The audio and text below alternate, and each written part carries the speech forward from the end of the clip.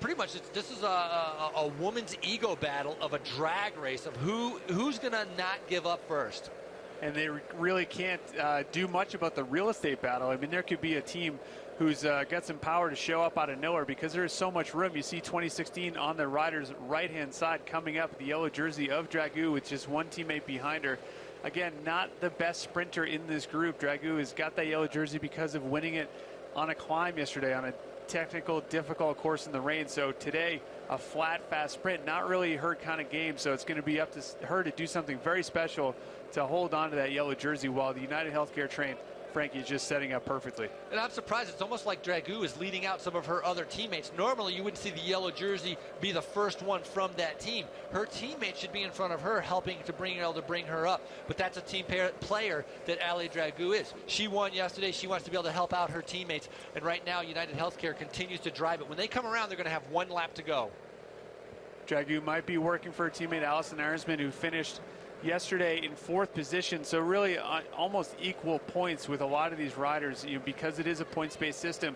Even though Dragoo won solo with a large gap over a minute, this is a different story. I mean, it's just points against points. So, a lot of riders still in literal contention now. United Healthcare, while they're on the front controlling things, looks like it is Pepper Palace on the other side gaining some speed, while Tipco looks like they are starting to maintain position off of the left-hand side of the front there, as you mentioned with Kendall Ryan. But coming into this finish straight, they're going to see one lap to go, just 1.5 miles before the winner of the women's edition here at Tour of Utah. Look at that effort on the front, giving it everything with one lap to go, trying to do anything she can to keep that pace high, to give her teammates the best chance to be able to win. Of course, it's a combination on Pepper Palace presented by the Happy Tooth. There's Tina Pick on that team, Sarah Fader, Meredith Miller, Julie Kalitje, Laura Jorgensen, and Christina Goki-Smith. They're still battling right next to United Healthcare, not giving out an inch. In the green and blue is Team Tipco. They are sitting on United Healthcare. This is shaping up to be a great sprint right at the end. Early lead out there by Pepper Palace. United Healthcare coming over the top, taking control of the field once again, solidly in position with 4 riders, making it difficult for any of the other teams to really kind of gather up as they stay right onto that inside curb. Everyone else has to reshuffle off to the side. See Visit Dallas trying to make their way up. Colavita on their wheel. An earlier attack by Stumhofer there. Looked like it was pretty solid, but United Healthcare still in the front. Now just down to 3 riders after burning off one of their teammates before this turn here. Final riders into the final corners of the Stage 2 in the last day of the Larry H. Miller Tour of Utah for the women's race. United Healthcare has been dominant in the first 2 intermediate point sprints, taking both of them, and they continue to drive it on the front. Corin Rivera is the rider in 3rd. This rider in the front has a long ways to go right now. This is a very long lead out there on their way into the finish straight. 3 UHC riders. I see Pepper Palace off to the left-hand side. Ali Dragoo in the yellow jerseys trying to make her way up there.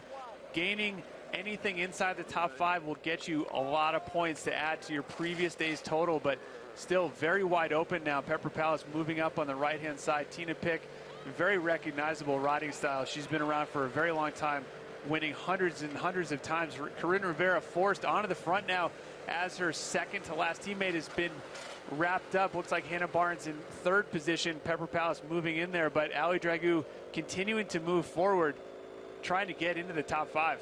Well, Corin Rivera right now taking over that lead-out duty for Hannah Barnes, because if Hannah Barnes has the lead, all she has to do is keep that pace and hope that her sprinter will be able to do something. And Hannah Barnes coming around possibly in 3rd. Corin Rivera, look at the gap. She's just going to take it from the front. Nobody able to react to Corin Rivera, but this is a long ways out. Over 250 meters to the line. Corin Rivera on the right-hand side of the screen. Schneider's coming up the middle from IS Corp. Can she catch her before the line? It is a drag race. It's going to be close. And Corin Rivera takes it with, I think, Hannah Barnes also getting second. 1-2. Such a long sprint. Looks like it was very taxing for those riders to hold it from that final corner, but Wow, what a fast sprint by that crew. What an incredible sprint by United Healthcare. And there's the crash. Her foot came out, and so then she ends up falling right at the finish line. She nails her knee. Definitely a scrape there.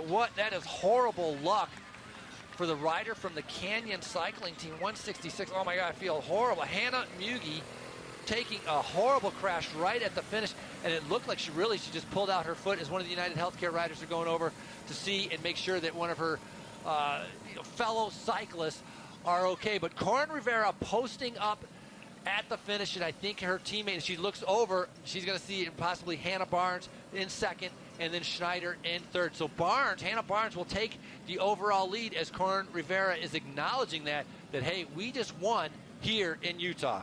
The divide and conquer technique worked perfectly because Rivera went early and went alone. It was up to the other riders to really kind of react. And Hannah Barnes got a free lead out all the way up. Russell, she's one of the fastest sprinters around. 2014 U.S. Criterium champion. Two riders congratulating themselves. A fantastic race by the women, and United Healthcare's Hannah Barnes takes the overall lead. We're going to head back to the men's race. Right now, there's still currently 5 riders that are off the front. 3 minutes and 50 seconds. Getting down into the final 70 kilometers.